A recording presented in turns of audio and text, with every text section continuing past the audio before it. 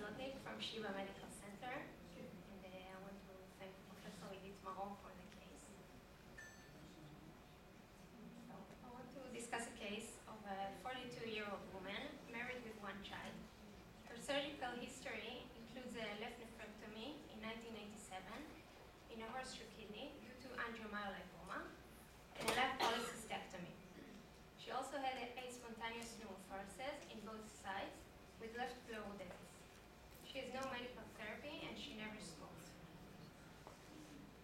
She came to the hospital because of 2 months of right upper quadrant abdominal pain and 3-week history of fever, chills, night sweats, and weight loss. She was hemodynamically stable. Her heart and lungs were normal. Her abdomen was soft with right upper quadrant and epigastric tenderness. Her labs were normal except for a slight anemia and hyperthyroidism. So she underwent an abdominal CT scan for her symptoms, and the findings were the subcapsular hemangioma in the liver, and a solid soft tissue mass in the upper pole of the right kidney that was investigated by MRI and concluded as most probably lipid-poor angiomyolipoma. She also had a fat-containing mass in the left retroperitoneum with no compression on adjacent structures. When she was admitted to the hospital, she also had a chest radiograph where we saw a few things. An opacity on the left lower hemithorax,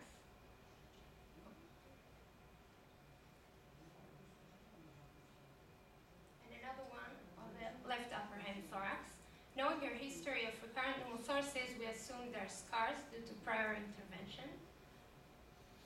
When we looked carefully, we saw a fine thin border around the lung cyst here,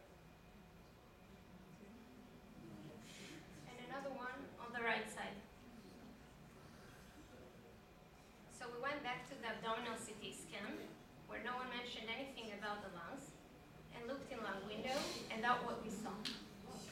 Multiple cysts all around the lungs. So the main finding here is lung cysts, which are radiolucent areas with a wall thickness of less than 3 millimeters.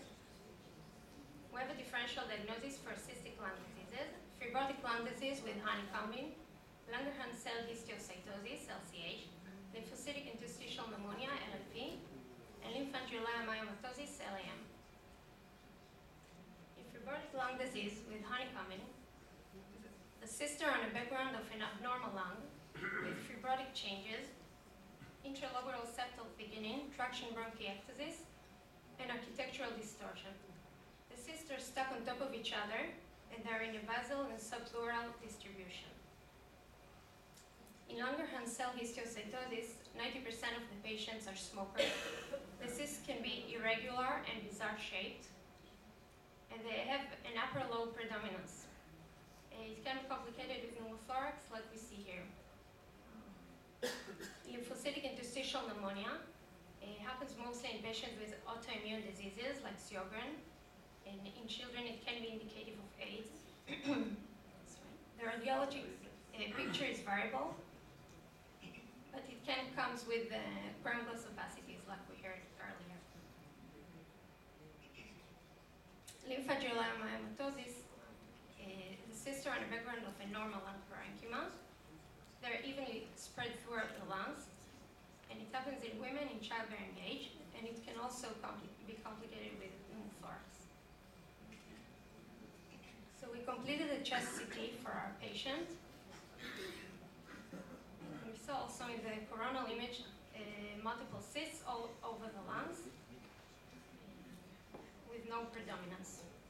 So taking into account the clinical history of our patient with recurrent pneumothoraces, angiomyolipomas, and also the typical CT findings, we made the diagnosis of LAM, lymphangioliomyomatosis, which is a rare lung disease characterized by cyst formation due to multifocal nodular proliferation of immature smooth muscle cells. Happens in young women of childbearing age. 30% of women with tuberous sclerosis have pulmonary LAM. Sporadic LAM is pulmonary LAM that is not associated pathogenesis is unknown, but it's thought to be due to a tuberous sclerosis gene mutation. It is also possible that estrogen supplementation participates in the development of LAM. Nearly all patients are symptomatic at presentation. The complications can be on the chest, spontaneous pneumothorax, like in our patient, chylothorax, end-stage lung disease, and end-stage respiratory failure needing lung transplantation. In the abdomen can be chyloperitoneum, chylopericardium, lymphangiomas, and renal angiomyolipomas, like in our patient. In chest radiograph, we see coarse reticulonodular pattern, predominantly in the lung bases. Because of summation of numerous cysts, we see increased lung volume, and we can see pneumothorax or pleural effusion. On CT, we see diffuse small thin wall cysts. We can see pleural effusion, and we can see pleural nodules due to prior intervention. In typical cases, like in our case, the combination of clinical presentation plus characteristic CT findings are sufficient to make the diagnosis. In less typical cases, we need tissue diagnosis. The preferred method for biopsy is video-assisted thoracoscopic surgery. But transperineal biopsy can also be diagnostic when HMB45 staining is positive.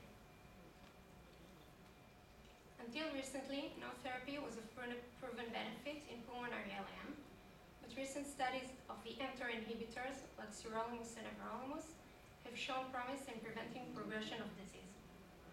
LAM management is aimed at easing symptoms and preventing complications.